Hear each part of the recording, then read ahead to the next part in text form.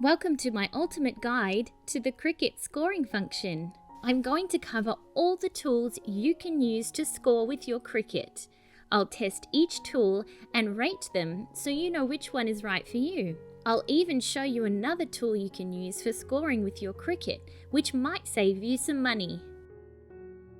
The Cricut scoring feature is available on two Cricut machine models, the Explore series and the Maker series.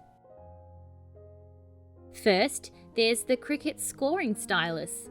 It looks a little bit like a pen with a metal tip on the end, and it inserts into the side A of your accessory holder on both the Maker and Explore series. You can see here the end has a divot, which is the same dimensions as a Cricut pen. You will need to open the latch before inserting it and push down until this arrow is no longer visible and you hear an audible click. Then lock the latch into place. In Cricut Design Space, you'll need to manually select the scoring stylus after selecting your material. The next tools we're going to cover are only available on the Cricut Maker series because they use the adaptive tool system and quick swap housing. The quick swap housing allows you to swap between a number of tools, including scoring tools, perforated blade, Deboss Tool, wavy blade, and the engraving tip. These tools are not to be mistaken for the knife blade or rotary blade tools, which have a fixed housing unit. You'll notice that the quick swap housing has this silver plunger on the end, which releases the tool head underneath, whereas the non-quick swap housing doesn't have this. Once you've purchased one quick swap housing unit, you can just buy the tips and swap them out as required. To use the quick swap housing, we grab our tool head of choice, press down on the plunger at the top, and then insert the tool and release the plunger, which will lock it into place. When inserting the quick swap housing into your Cricut Maker, be sure to keep your fingers away from that silver point because the tool can drop out when pressed and cause the machine to experience an error. There are technically two scoring tools that will go into this quick swap housing unit. You have the single scoring wheel and the double scoring wheel. They come with a rounded metal wheel that skims over your material, leaving a score line, which makes it easier to fold. The double scoring wheel has two wheel components that are about 1 millimeter apart, which creates two separate scoring lines. Cricut states that the double scoring wheel is useful for cardboard and other thicker materials. When using the scoring function in Design Space, the material you select will dictate which scoring tool to use. The Cricut Maker series has a tool detection system, which is the spinning noise you hear from your machine right before it makes its cut. Your Cricut Maker will allow you to use either of the two scoring wheels interchangeably, even if they don't align to the material you set in Design Space. What you may not know is that the Deboss Tool can also be used as a scoring tool, and the Deboss Tool head on its own is often cheaper in most cases.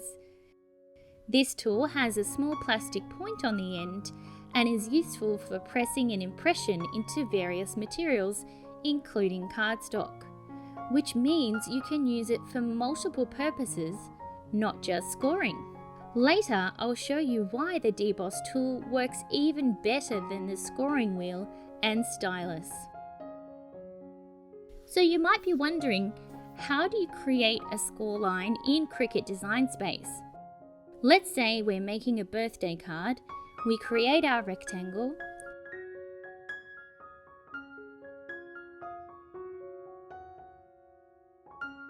then over in the Shapes tab, we click Score Line, and a single score line will come up. We then need to resize that line so that the height matches the rectangle height we've just created.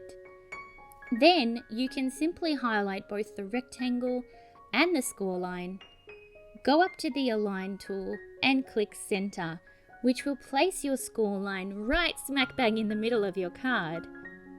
Now if I leave it like this, when I click Make It, the score line will separate itself from the card. So I need to make sure, once I'm happy with the placement of the score line, I highlight both the rectangle and the score line and I click Attach. And that tells the Cricut that I want them to be joined together. Then you'll see when I click Make It, the score line is in exactly the right spot. You can also use the score line to create a scored shape. So here, I've created a simple square with a star in front of it, and I want to score the star, highlight just the star shape, go up to the operations section at the top here, and then click Score. This will make the star appear with dotted lines, which tells me that Cricut will score that star out of the square. Remember, you need to attach the star to the square to ensure they're connected during the cut process. To create a deboss line, we click the scoring line just as we did before, but we change the operation to deboss up the top here. Keep in mind that Cricut's tool detection system will identify if you've tried to insert a deboss tool with a scoring function. It will not allow you to proceed. Now let's put these tools to the test so you can judge for yourself. I've chosen 4 different materials to test this out on. First up, metallic craft board, which is the thickest material I've used. You can see here, the scoring stylus left no marks at all. The scoring wheel left a sharp single line, the deboss tool left a similar mark but it was slightly wider, and the double scoring wheel is here. You can see 2 distinct lines. And let's flip it over and have a look at the back. You can see the scoring tools and the deboss tool did leave a mark, whereas the stylus did not. Let's try and fold them.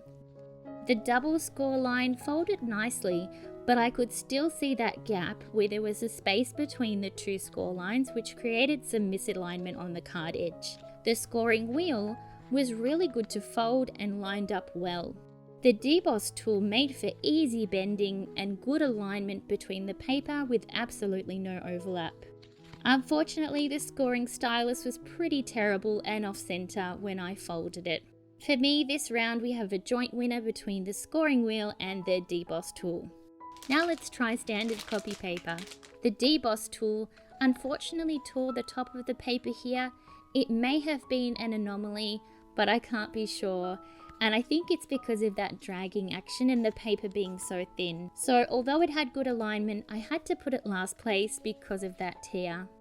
The double scoring wheel left a significant gap between the 2 lines, which just wasn't helpful for folding.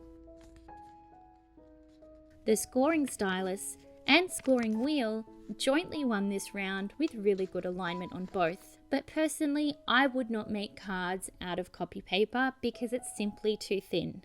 Textured cardstock was the next to try. I could not see or feel any score lines with the double scoring wheel. I'm not sure why, but I assumed that the score occurred right on those textured lines, but it was a big flop, as you can see. The single scoring wheel folded nicely, but there was a slight misalignment where the 2 paper pieces met. The scoring stylus, again, really didn't work so well. Deboss was a standout star here, easy to bend and complete alignment all round. A clear winner. Lastly, I tried on standard non-textured cardstock. The scoring stylus didn't do well again on this round.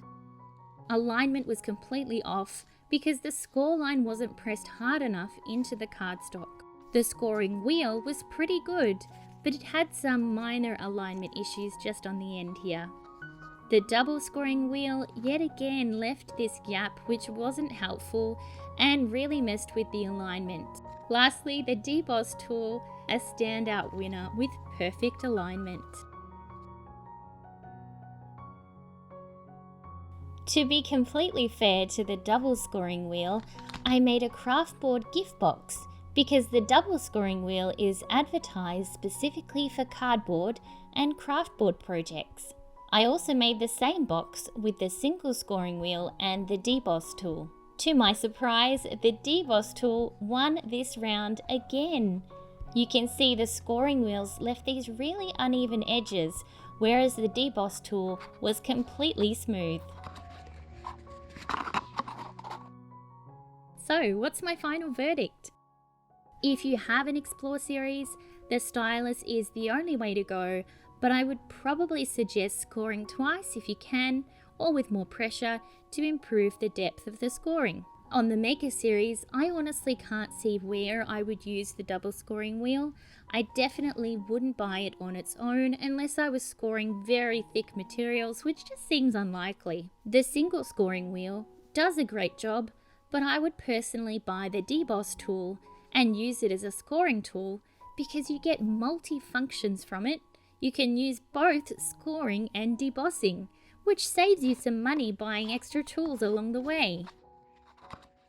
I hope you've enjoyed this honest review and guide on the Cricut scoring function and it's helped you make an informed decision. Happy crafting!